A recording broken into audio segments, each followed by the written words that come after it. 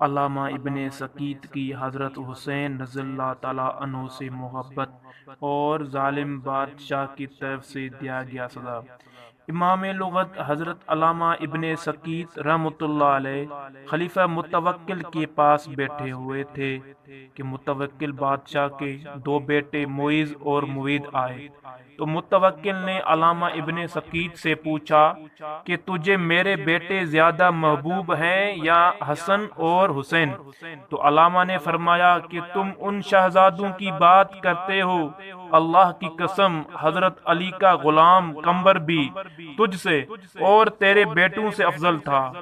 تو ظالم بادشاہ متوکل نے حکم دیا کہ اس کی زبان کاٹ دو، چنانچہ اس کے نوکروں نے زبان کاٹ دی، جس کی وجہ سے اسی رات میں ہی فوت ہو گئے۔ تفسیر روح البیان عربی، صفحہ 222، جلد 4۔